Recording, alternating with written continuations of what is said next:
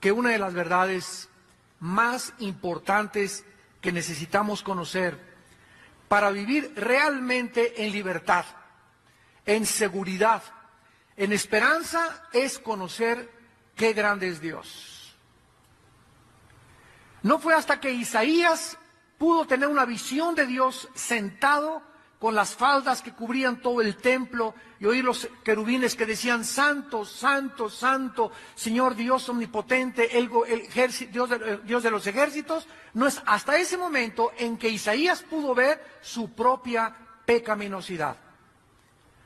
Estudiando este capítulo de Isaías, desde hace algunas semanas, se los digo con todo mi corazón, he caído llorando al suelo, porque le he pedido a Dios que me dé un concepto, una visión no física, ¿verdad?, de poder yo entender cada vez más su santidad. Cuando nosotros entramos a la Biblia y vemos que Dios es un Dios santo y que nos manda que nosotros seamos santos como Él es santo, no es un Dios que nos dice: yo solamente te salvé para perdonarte tus pecados y para que te fueras al cielo, sino que nos manda que seamos santos, porque es la esencia del carácter de Dios. ¿Qué nos está diciendo Dios cuando nos dice que seamos santos como Él es santo? Nos está invitando a imitar su carácter, a que nosotros seamos separados del mal, que odiemos el pecado, que aborrezcamos el mal, que aborrezcamos y que tengamos su temor de Él en nuestro corazón, para que podamos verdaderamente ser como Él. Y no es hasta que el cristiano entiende que es el carácter lo que Dios anhela transformar en nuestra vida, pues el cristiano va a creer o seguir creyendo que lo que Dios quiere es que hagamos muchas actividades. Y aunque no es malo involucrarse en muchas actividades, lo más importante es tener el carácter de Jesucristo, la santidad, aborrecer el pecado, detestar todo aquello que Dios odia, aborrecer todo lo que Dios odia, para que podamos cada vez asemejarnos más y más y más a Él. Esto es lo que Dios quiere que nosotros entendamos, porque cuando comenzamos a santificarnos, a apartarnos del pecado, a odiar el pecado, a comenzar verdaderamente a amar las cosas que Dios ama, es cuando comenzamos a entender la Biblia. Es cuando comenzamos a tener revelación. La revelación no viene porque alguien me toque de repente y me tumbe al suelo y ya tenga yo el espíritu o la unción de Elías o de Eliseo. Esa revelación no viene así, viene a través de la santificación. No puede haber poder sin santidad. Entonces no es automática la santidad. Son días, meses, años que tenemos que caminar con Dios. Y cuando caminamos con Dios en santidad, no solamente nos da revelación, sino que comenzamos a caminar con una seguridad en la vida, con una confianza en la vida. Podemos decir: confía en Dios y haz el bien, y habitarás en la tierra y serás apacentado de la verdad. Deleítate a sí mismo en Jehová, y Él te concederá todas las peticiones de tu corazón. Encomienda a Jehová tu camino y confía en Él, y Él hará. No te exaltes, no te alarmes, no tengas ningún intento de hacer el mal, ni de envidia, ni de temor por las cosas que están pasando, porque Él exhibirá tu justicia como la luz y tu derecho como el mediodía. Y cuando podemos verdaderamente esas promesas apropiárnoslas, amanecemos y le decimos: Señor, gracias a Dios que yo no soy Dios.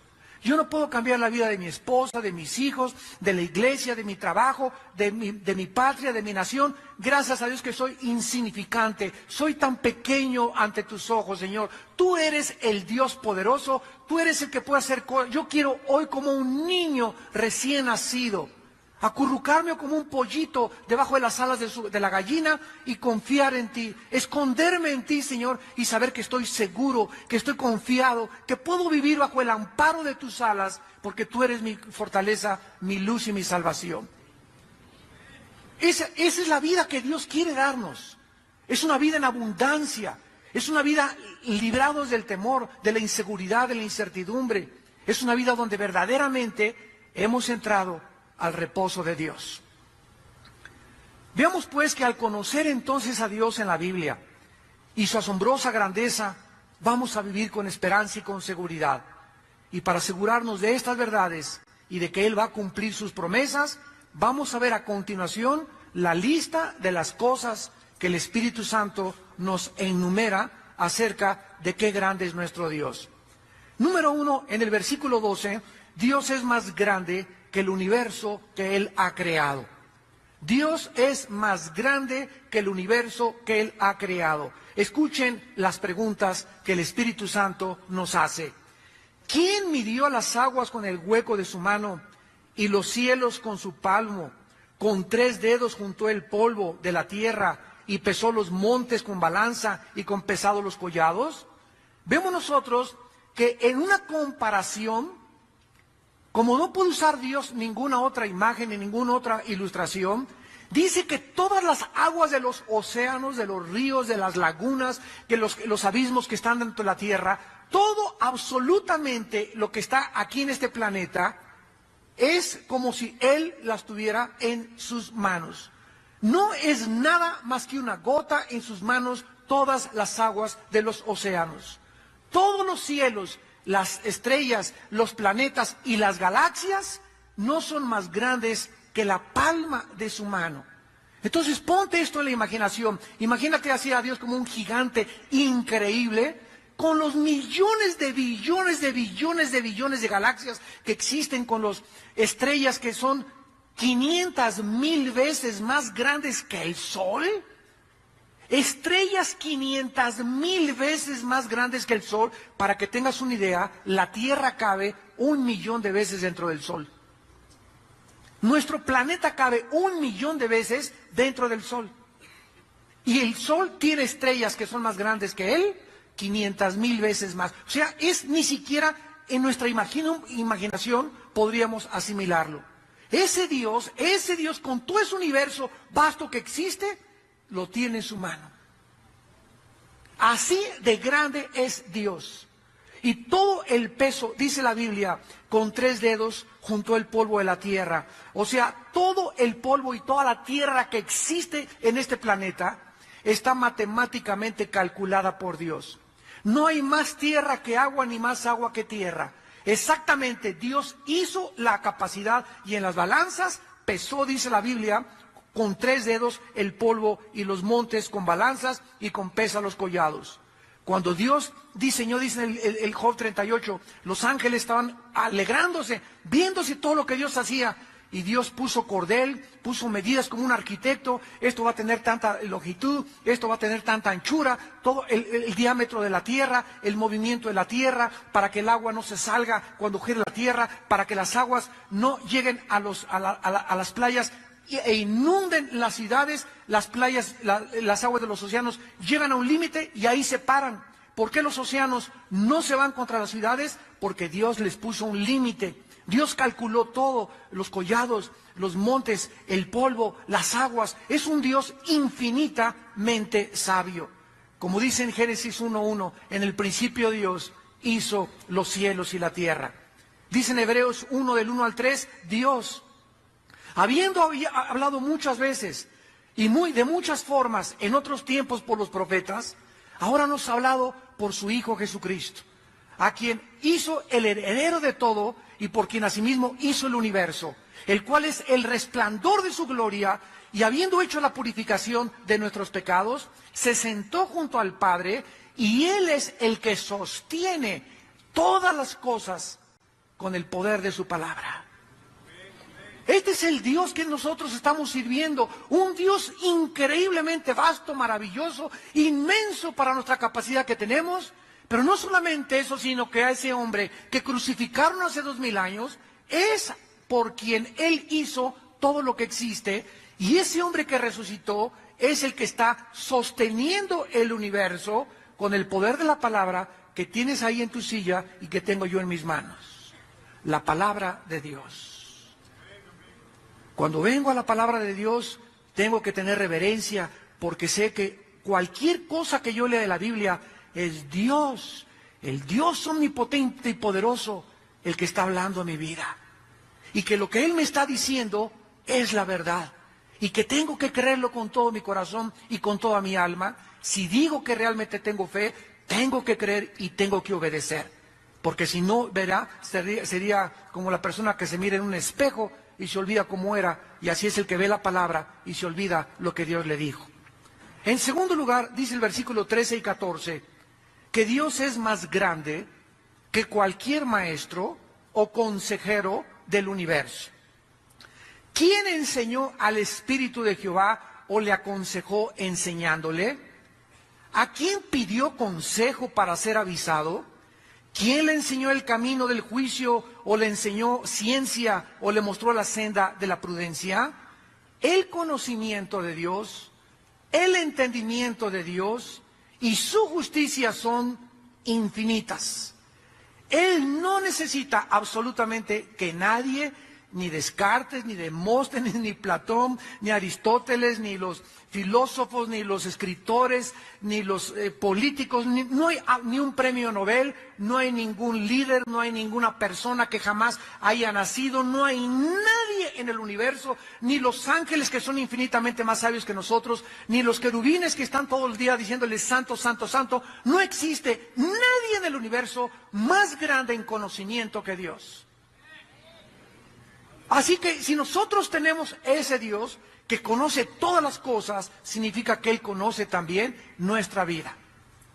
Y esto, ¿verdad?, funde nuestros fusibles, porque dijo Cristo que aún los pelos de nuestra cabeza estaban contados.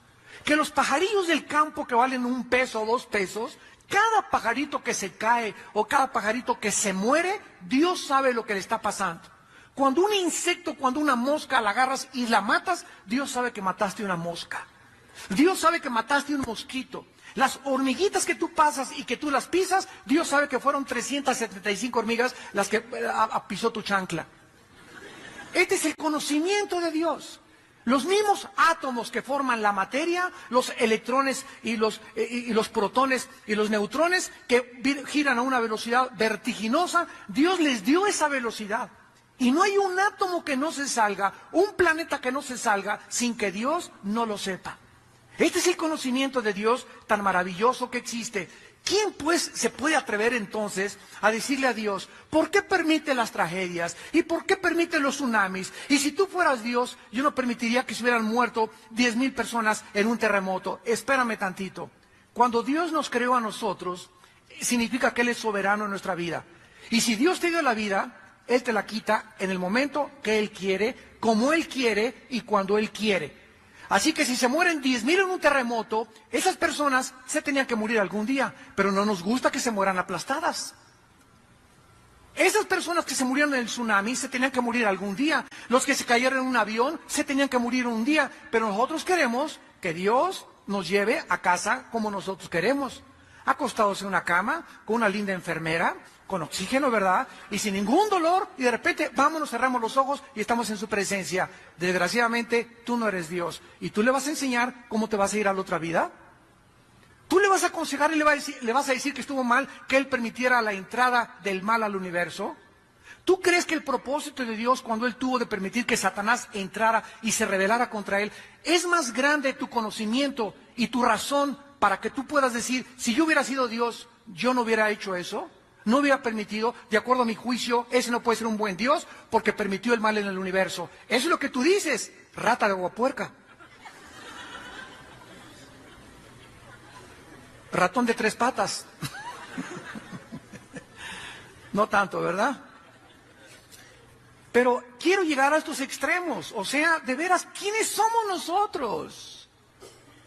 Después de que Job le vino todo lo que le vino y se le cayó su casa y sus hijos se murieron y perdió sus bienes y perdió la bolsa de valores y se quedó en la calle. Y aparte le vino a Job una enfermedad de la punta de la cabeza a los pies. Job comenzó, ¿por qué me habrá pasado esto? Dios mío, será un juicio, será el pecado, estaré mal. Y todavía vienen los 3 amigos. Sí, es por el pecado, Job. Es que tú tienes escondidas cosas que no le has confesado a Dios porque es una maldición que te ha caído. Y cuando pasa todo un año y Job no puede entender qué fue lo que hizo que Dios actuara de esa forma con él, se aparece Dios y en el capítulo 38 le dice a Job, oye Job, ¿estabas tú cuando yo fundé la tierra?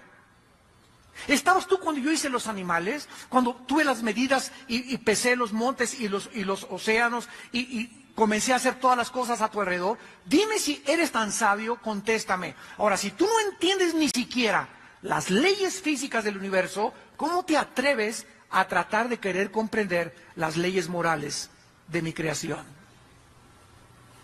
Entonces, cuando Job se dio cuenta que con quién estaba hablando y se dio cuenta de la grandeza de Dios, cayó Job de rodillas, capítulo 42, y le dijo: me aborrezco hasta el polvo. Oye ahora, Señor, habla tú y yo oiré. Ahora me doy cuenta que lo que yo estaba hablando eran marihuanadas.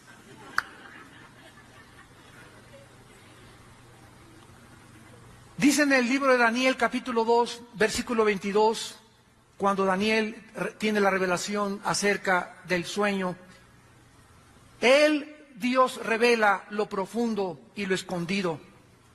Conoce lo que está en tinieblas y con Él mora la luz. En Romanos capítulo 11, cuando el apóstol Pablo habla acerca del misterio de por qué Israel ha sido puesto a un lado y la iglesia ha surgido ahora, pero que Dios no ha terminado con Israel y que dentro del plan de Dios está volver otra vez a levantar a Israel. Dice Romanos 11, versículo 33, oh profundidad de las riquezas, de la sabiduría y del conocimiento de Dios. Cuán insondables son sus juicios e inescrutables sus caminos. ¿Quién entendió la mente del Señor? ¿O quién fue su consejero? ¿O quién le dio el primero para que le fuese recompensado? Porque de Él y por Él y para Él son todas las cosas. A Él sea la gloria por los siglos. Amén. Pablo hizo lo mismo que Isaías. Lo mismo que Isaías. Oh, dice Pablo, si yo trataba de comprender todos tus misterios, ¿por qué haces esto? ¿Por qué haces aquello? ¿Por qué permitiste que este presidente surgiera en esta nación? Dios tiene un propósito para todo lo que Él está haciendo y para todo lo que Él permite. Y cuando nosotros entramos en su plan y entendemos sus caminos y sus pensamientos, entramos a ser dirigidos por el Espíritu Santo, porque todos los que somos hijos de Dios deberíamos de ser guiados por el Espíritu Santo y no por las corrientes del mundo. En tercer lugar, dice el versículo 15 al 17 de Isaías 40, que Dios es más grande que todos los imperios y que todas las naciones y que todos los gobiernos del mundo. He aquí que las naciones, versículo 15, les son como la gota de agua que cae del cubo. O sea, si tú tomas ahorita las 200 naciones que hay en el mundo, aproximadamente creo que rebasamos las 200. Si tomamos todas estas naciones, Estados Unidos, China y todo, comparado con la grandeza de Dios, es como una gotita de agua. O sea, ¿y lo demás de la cubeta qué es? Nos ponemos a pensar, ¿verdad? Si una gotita son todas las naciones, ¿qué es lo que queda dentro de la cubeta? Todas las millones de galaxias y todas las cosas que ha hecho, comparado con todo lo que ha hecho, las naciones del mundo son como una mirrimiña, chiquitita, minúscula, insignificante gotita de agua. Y aquí vemos en la tierra a los gobernantes. Y aquí yo, y vamos a tomar, y este es el camino, y este es el camino. No, es que esto y el otro. A Dios, no saquen la Biblia de la Corte de Justicia, que no haya oración ya tampoco en las escuelas. No nos olvidemos de Dios, separemos totalmente las cosas de Dios. El gobierno es una cosa y Dios es otra cosa. Cuando nos damos cuenta, en el Salmo 2, que eso fue lo que escribió David, que se juntan los gobernantes y los que se creen muy sabios, y dicen, rompamos de Dios nuestras ligaduras, echemos nuestras cuerdas, vamos a gobernar nosotros juntos. Desgraciadamente, señores sociólogos, antropólogos, criminólogos, etcétera, antropólogos, etcétera, etcétera, desde 1945, que se fundó la Liga de Naciones y que se cambió el nombre a Organización de Naciones Unidas, nunca han podido las Naciones Unidas detener las guerras, ni traer la paz, ni ningún organismo independiente mundial en el mundo. Hasta que Cristo regrese, no tendremos paz. ¿Por qué? Porque los seres humanos somos demasiado pequeños para resolver problemas que van más allá de nuestra capacidad finita intelectual para resolverlos. Tú no puedes atreverte a casarte sin Dios. Tú puedes atreverte a tener un novio si tu novio no es una persona entregada al Señor. Porque el matrimonio es para discípulos, para un hombre y una mujer que siguen los dos a Dios, porque si los dos siguen, van a llegar a Dios. Y mientras más sigan a Dios, más se juntan. ¿Por qué? Porque no puedes tú casarte con una persona que no sigue a tu mismo Dios. Entonces tenemos que entender eso, que Dios es un Dios que quiere que nosotros lo conozcamos y entendamos cómo piensa y por qué actúa como actúa. Para eso nos dejó la Biblia. Aquí encontramos los pensamientos y los caminos de Dios. En Primera de Crónicas capítulo 29, Primera de Crónicas capítulo 29, dice en el versículo 12, versículo 11 y 12, el rey David: tuya es, oh Jehová, la magnificencia, el poder, la gloria, la victoria y el honor, porque todas las cosas que están en los cielos y en la tierra son tuyas.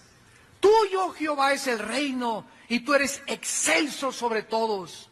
Las riquezas y la gloria proceden de ti, y tú dominas sobre todo. En tu mano está la fuerza y el poder, y en tu mano el hacer grande y el dar poder a todos. Díganme ustedes, ¿por qué David era un hombre conforme al corazón de Dios? Porque era un hombre que conocía la grandeza de Dios.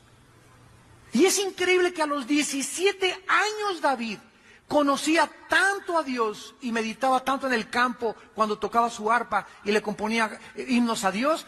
Es increíble que a esa edad se haya enfrentado a un gigante llamado Goliat y que le haya dicho: tú vienes a mí con lanza y con espada y con casco y con armadura, pero yo vengo a ti en el nombre de Jehová de los ejércitos. Conocí a Dios. Cuando tú conoces a Dios y tienes esta sabiduría, dime, ¿quién te puede hacer frente en tu vida? Nadie te podrá hacer frente durante todos los días de tu vida. ¿Por qué? Porque cualquiera que te amenace en tu vida, cualquier temor que tú tengas inconsciente, el dinero que se levanta como un Goliat, o la falta de trabajo, o la falta, etcétera, etcétera, son problemas que Dios los conoce. Él conoce, Él es omnisciente, Él sabe qué necesitas, Él sabe qué necesito, Él sabe cuántos cornflakes tienes en tu alacena, sabe cuántos litros de leche te faltan, Él sabe todas esas cosas. Y Él suplirá todo lo que nos falta conforme a sus riquezas en gloria en Cristo Jesús. Pero ¿por qué muchas personas viven como viven? Porque no lo conocen ni tienen confianza en Él. Y se levantan: ¿qué comeré? ¿A dónde iré? Este y el otro. Y comienzan la desesperación. Y Dios ve desde los cielos a sus hijos, ¿verdad? Que nos ve como peor que gotas de agua. Y dice: si tú quieres que yo entre en acción en tu vida y llene tus alacenas y puedas en casa, confía en mí. Confía en mí. Tú no puedes tener temor al mundo y temor de las circunstancias y temor de Dios, porque el perfecto amor echa fuera el temor. De donde el que teme vive atormentado. Y la humanidad ahorita, ven alrededor, nunca el mundo había estado tan desesperado como en la época que estamos viviendo. Ahora que vine yo de Dallas antier, la semana pasada, 37 personas en Dallas se suicidaron. Y estoy hablando personas de la clase media alta. Porque de repente se acabó su negocio. Los que invirtieron en la bolsa de valores, los que invirtieron acá, los que invirtieron allá, como todo es a crédito y todo es a crédito y todo es a crédito, se acaban los empleos, no tengo para pagar los intereses y lo que he pagado en 5 años han sido solamente los intereses, el interés principal de mi caso de mi carro. Ahora que ya no tengo ni siquiera para seguir pagando eso, ¿qué me queda? Se pegan un balazo, o se ahorcan, o se envenenan con algún veneno. Esto es lo que está pasando en el mundo. ¿Por qué? Porque la gente tiene sus ojos puestos en este mundo que es como el vapor y que el momento que Dios quiere sopla sobre el mundo y todo va a desaparecer. Pero nosotros lo conocemos a Él. Es un Dios que te ha dicho: no, nada te faltará, nunca te abandonaré. Estaré contigo y a la diestra de tu mano te levantaré y te fortaleceré. Los que piensen mal contra ti, piensan mal contra mí, dice el Señor. Yo soy tu escudo y tu fortaleza. Yo soy el Dios de tu salvación. ¿Por qué entonces vives como vives? ¿Por qué has recurrido inclusive a las pastillas tranquilizantes, al alcohol, a las drogas, a la coca, buscando anestésicos? Porque no puedes enfrentar la realidad, porque no sabes quién soy yo. Y me dices de la boca para afuera que eres cristiano. El Dios de los siglos, el Dios de nuestra fortaleza, es el Dios que hizo el cielo y todas las cosas, y el que tiene cuidado de nosotros. En el libro de los Hechos, capítulo 17. Pablo se enfrenta a los griegos filósofos, sabios de su época, y comienza a hablarles acerca del verdadero Dios con esta cátedra de la grandeza de Dios. Dice Hechos 17, versículo 24. Pablo le dice a los griegos, a los filósofos: el Dios que hizo el mundo y todas las cosas que en él hay, siendo Señor del cielo y de la tierra, no habita en templos hechos por manos humanas. O sea, quitémonos, amados santos de Dios, esa frasecita, vamos al templo. Esto no es un templo, el templo somos las personas. No hay ya ningún edificio desde la resurrección de Cristo hasta nuestros días en Pentecostés, cuando nació la iglesia. No existe ningún edificio que se le pueda atribuir la casa de Dios, o la habitación de Dios, o el templo de Dios, porque Él ya no habita en templos hechos por manos humanas. Él ahora ha escogido entrar a habitar dentro de nosotros. Ahora tú eres el templo de Dios y yo soy el templo de Dios. Y cuando nos juntamos en el parque, en Chapultepec, en Cuautitlán, no importa el techo o el lugar, no es el lugar ni el edificio del templo, somos las personas. ¿A dónde vas? Al templo. Ni es honrado por manos de hombres, como si necesitara de algo. Aquí te traigo un molito, mi Señor. Aquí te traigo unas veladoras. Aquí te traigo este regalito. Imagínense nada más. ¿A quién le estamos tratando de dar eso? Al Creador de los cielos y de la tierra. ¿Qué habrá que podamos decirle a Dios? Te ofrezco este reloj, te ofrezco aquello. ¿Qué hay si nos dio a su Hijo? ¿Cómo nos atrevemos a querer comprar a Dios? Él no quiere sacrificio, quiere obediencia. Quiere nuestra obediencia. Me voy de rodillas a la villa, Señor. Órale, sángrate más. ¿Qué le va a interesar eso a Dios? Me voy a crucificar, voy a cargar un costal de nopales. Todas esas cosas tienen su origen en el paganismo, en la ignorancia de las sagradas escrituras. Pero tú eres hijo de Dios y yo soy hijo de Dios y debemos de entender a Dios que esas cosas no le agradan. Él ya no es honrado por nada que nosotros podamos hacer. Y dice la Biblia, ni tampoco habita en templos de manos humanas, pues Él es quien da a todos vida, aliento y todas las cosas, y de una sangre ha hecho el linaje de los hombres para que habiten sobre la faz de la tierra. Y les ha prefijado el orden de los tiempos y los límites de su habitación. Todos tenemos sangre H negativa o positiva, o RH o positivo o negativo o universal, pero es sangre humana.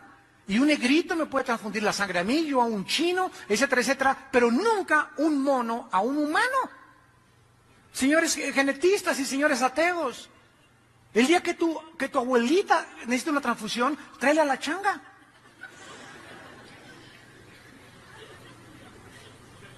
La misma composición de los cromosomas y la misma composición del ADN que tenemos nosotros, el código genético hereditario, impide que nosotros podamos cambiar de una especie a otra especie. Y esto fue escrito antes de que se descubriera en 1860 la ley de la herencia por Gregorio Mendel. Más de 18 siglos antes, el apóstol Pablo les dijo a los filósofos, a los que se creían muy sabios, ¿sabe una cosa? Todos los seres humanos somos una sola raza. No hay raza amarilla, no hay raza negra, no hay raza anglosajona. Somos una sola raza, somos la raza humana. No, la raza de los indios, la raza de los negros, no, somos una raza todos, porque todos tenemos sangre humana. No hay ninguna especie subhumana. ¡Qué maravilla de la Biblia!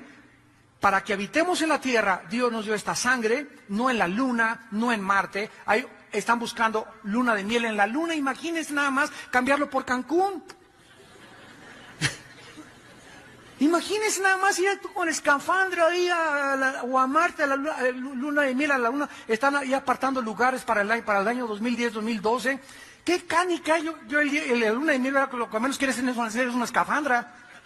Te va a estorbar. Imagínate con todo ese traje de astronauta, también la luna de miel, que en traje de baño, ¿verdad? Y nos ha prefijado el orden de los tiempos y los límites de la habitación. De acuerdo a este versículo, el hombre nunca conquistará el espacio.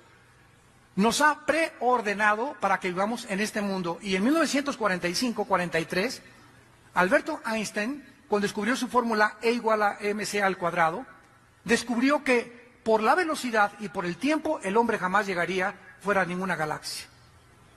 Porque si tú te vas ahorita en una nave a Marte, y cuando regreses, tu esposa va a tener 15 años más que tú. Porque el tiempo no existe en el espacio igual que aquí en la Tierra. Y además la velocidad.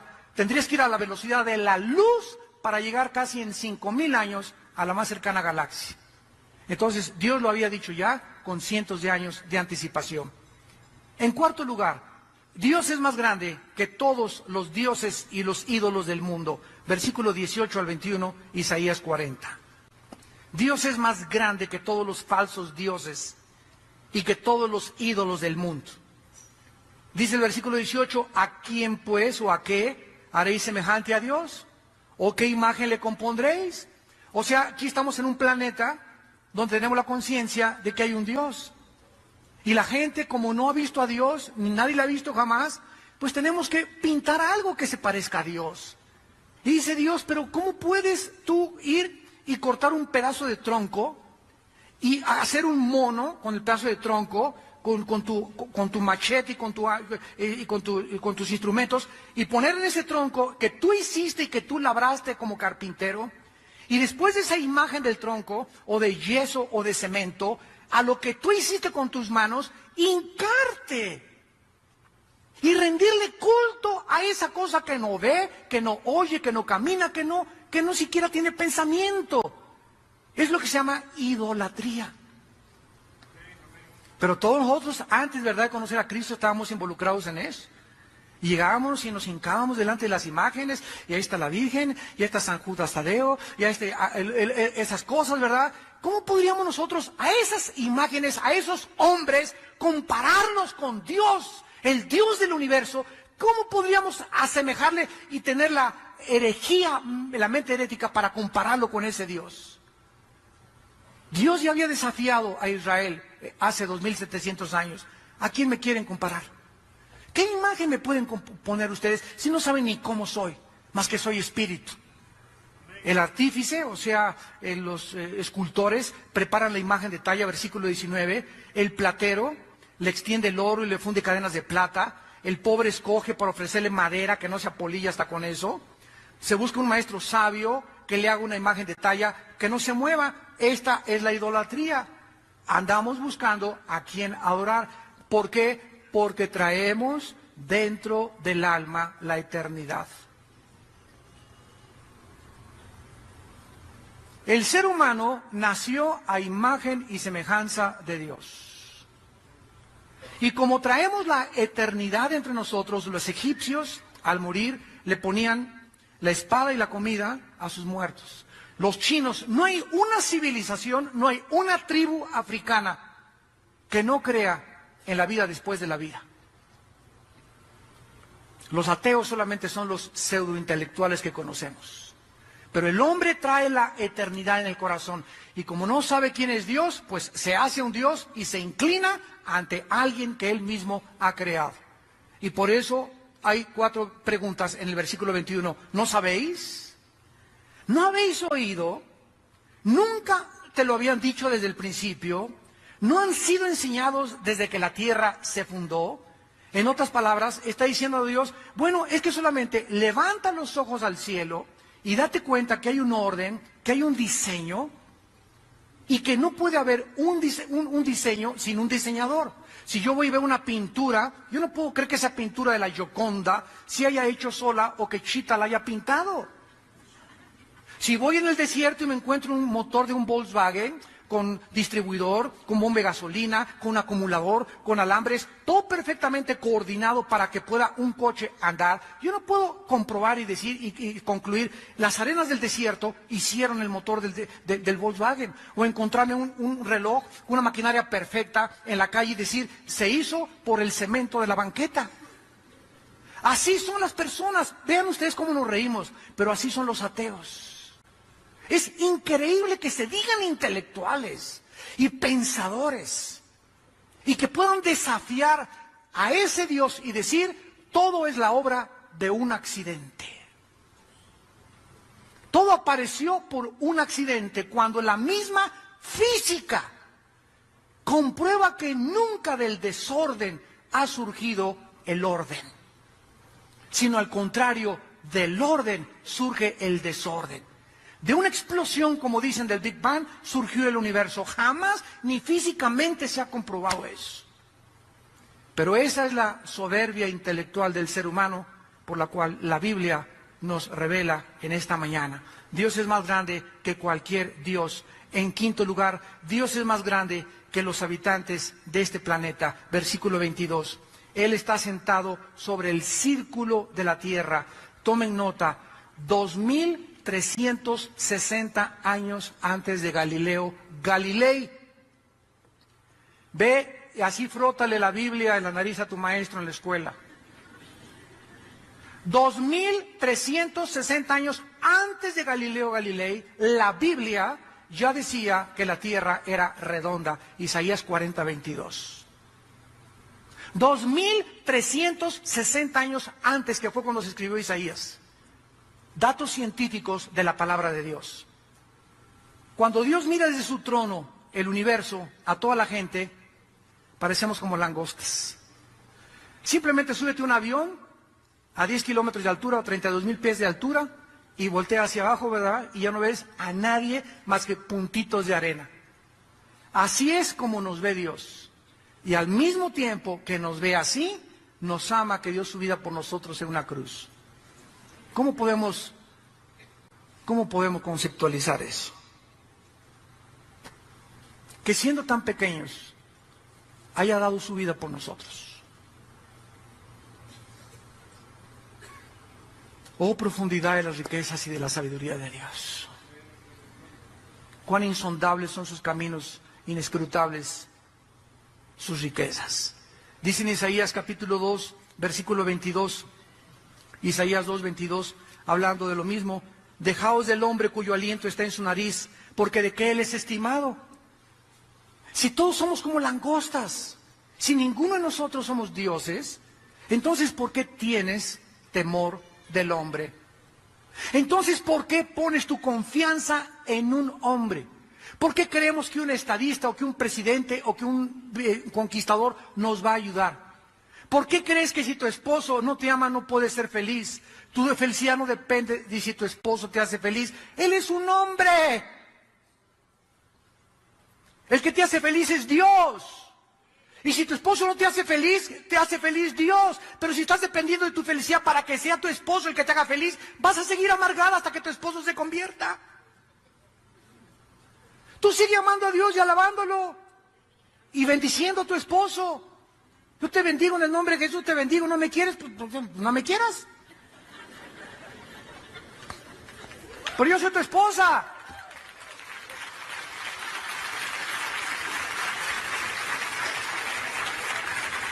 Tenemos que entender, igual en el noviazgo, ¿verdad? Ay, sí, para mi novio, ¿y qué voy a hacer? ¿Y los chochos? ¿Chochos por ese baboso? ¿Piensas quitarte la vida por ese tonto, por ese macarrón? Hay 10 más que Dios tiene para que escojas del cual va a ser el padre verdaderamente de tus hijos. ¿Cómo podemos creer y poner nuestra confianza en un ser humano? Dejaos del hombre cuyo aliento está en su nariz. Todos aquí abajo somos imperfectos. No podemos confiar en nadie, porque en el sentido de que si no tengo a mi esposa, si no tengo a mi esposo no soy feliz. Imagínense, ama a Dios con todo tu corazón, con todas tus fuerzas y con toda tu alma. ¿Por qué? Porque si tú amas a Dios con todo tu ser y con toda tu alma, el día que te falte tu esposa, o el día que te falte tu esposo, o tu novio o tu novia, no se te va a mover el tapete, porque tu amor principal estaba en Él.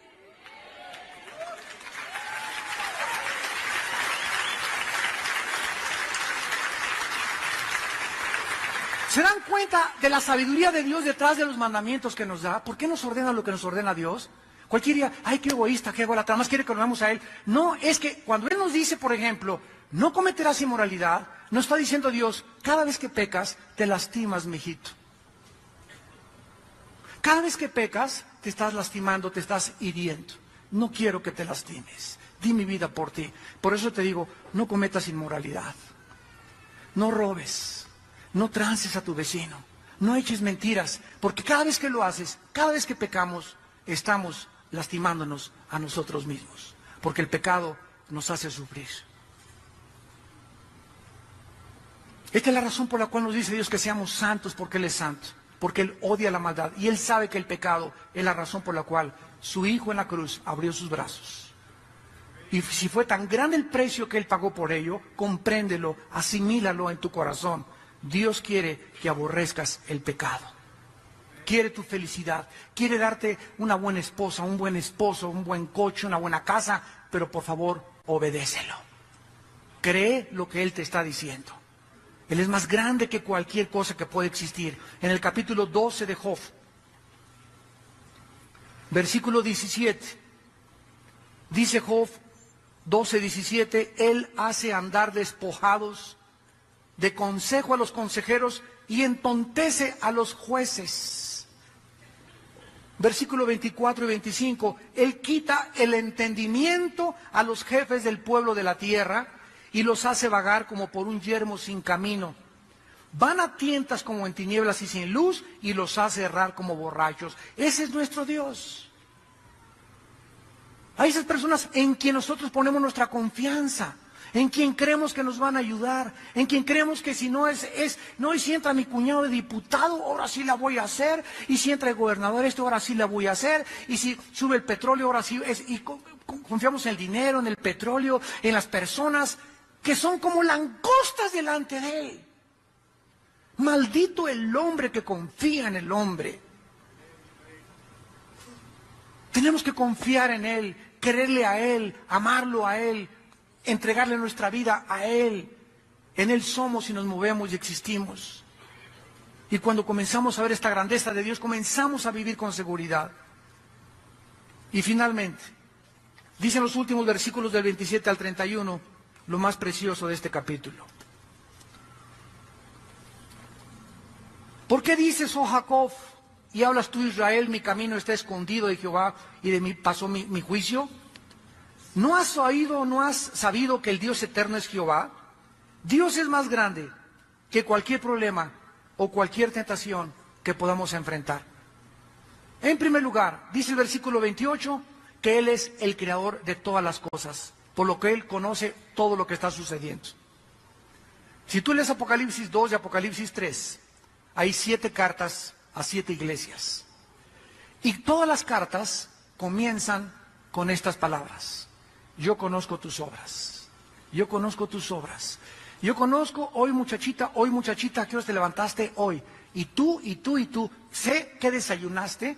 Sé cuando te levantaste qué estabas pensando, sé a qué horas te acostaste, hoy te viene el doctor, qué revistas estabas leyendo, qué revistas compraste en Sanborns, qué películas viste, qué retaste en Blockbuster. Yo conozco todo lo que ustedes hacen, dice el Señor. Su mirada penetrante llega hasta lo más profundo de nuestra alma y nuestro corazón y nos desnuda. Y no podemos engañar a aquel que es tan grande, tan grande, tan grande, que conoce las hormigas y los moscos y los pájaros, que al mismo tiempo conoce también lo que nosotros somos. Y a cada uno nos paga conforme a nuestras obras. Ese es nuestro Dios. En segundo lugar, dice el versículo 28b, no desfallece ese Dios que es el origen de la energía. Nunca es posible que pueda cansarse o decir ya me tienen harto, y su entendimiento no hay quien lo alcance, ¿verdad? Él es el origen de toda la energía del universo. Él es la fuente de la energía. ¿Qué le pasa a un celular cuando tú se le acaba la pila y lo desconectas? Bueno, el cable, ¿verdad?, es como el cuerpo, el celular es como el alma y la luz es como el Espíritu Santo. Entonces nosotros, como un celular o como un foco, al conectarnos a la energía, sacamos algo que no es inherente en nosotros.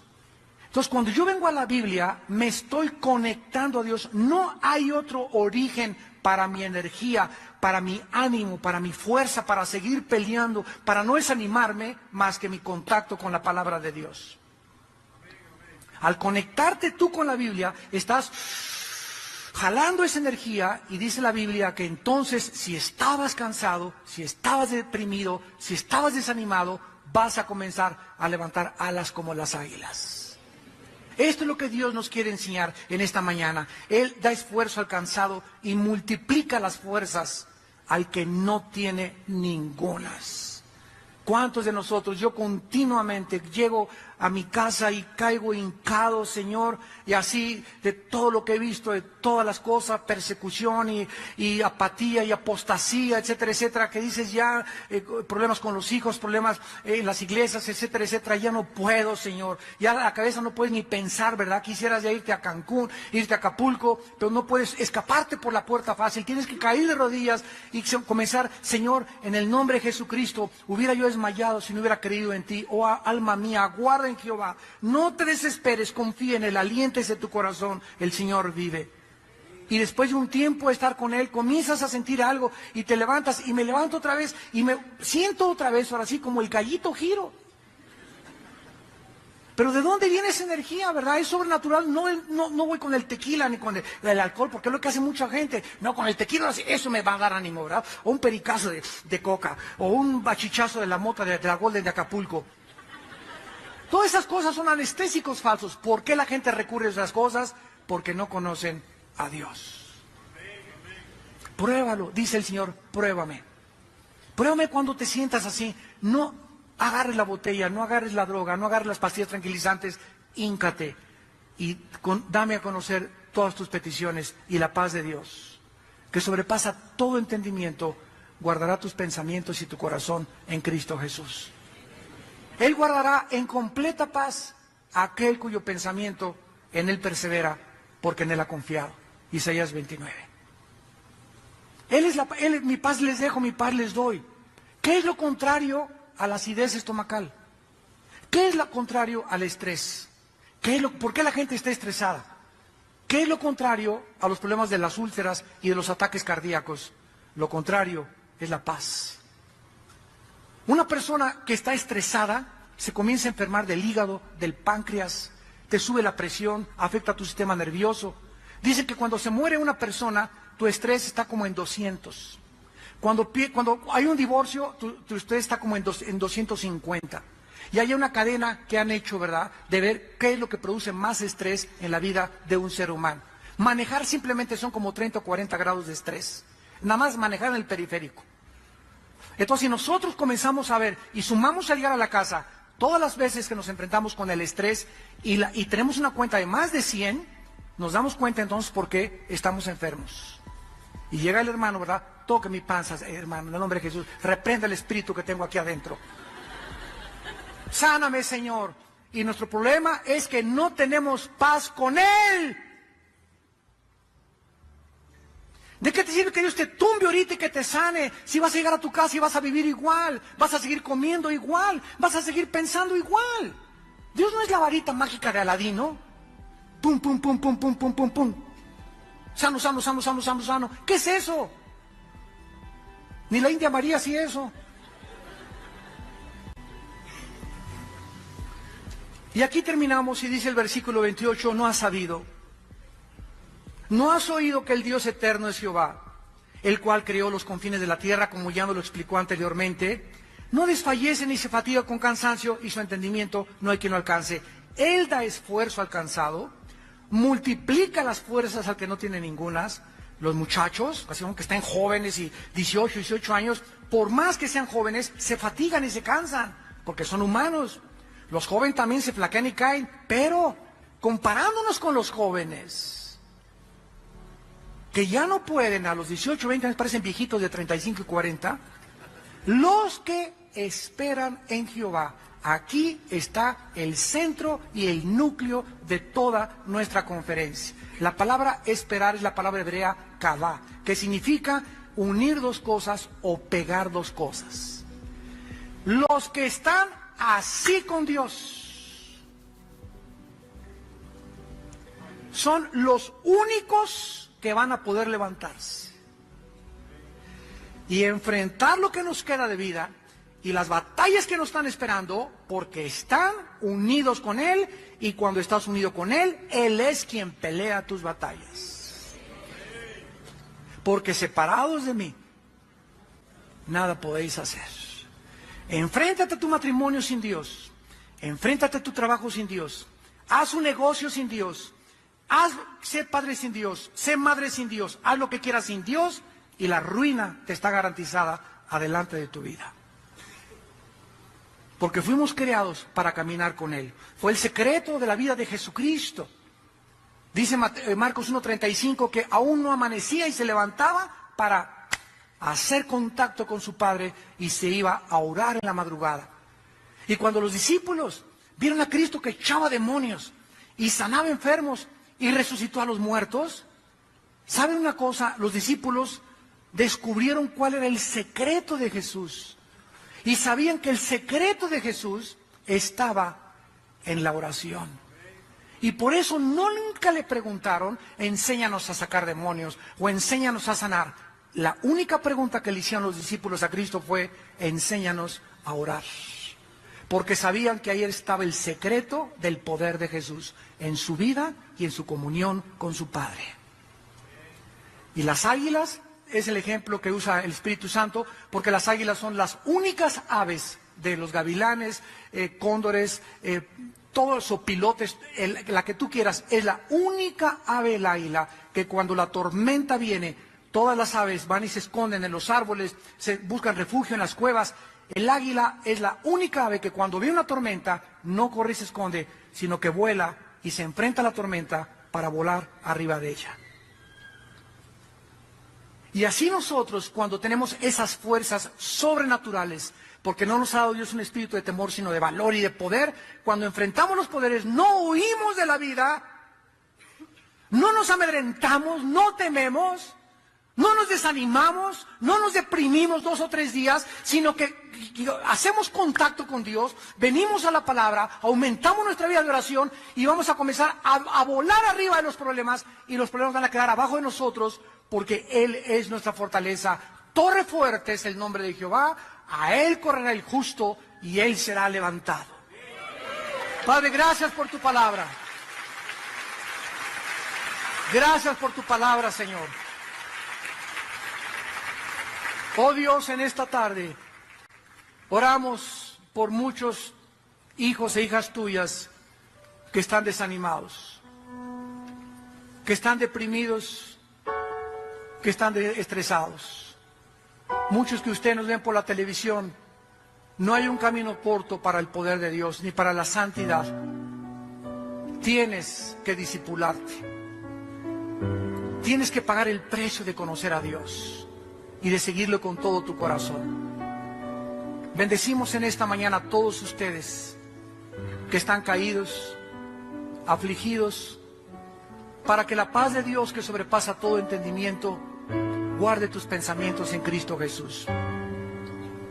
Pídele perdón a Dios en esta mañana y dile: Señor, lávame con tu sangre preciosa. Me he separado de ti en mi soberbia, creyendo que puedo actuar y vivir sin ti. Oh Dios, tú eres mi fortaleza. Tú eres mi pronto auxilio en todas las tribulaciones. Diré a Jehová, castillo mío, roca mía, mi Dios, en quien confiaré. Como el siervo clama por las aguas, oh Dios, hazme que así mi alma clame por ti.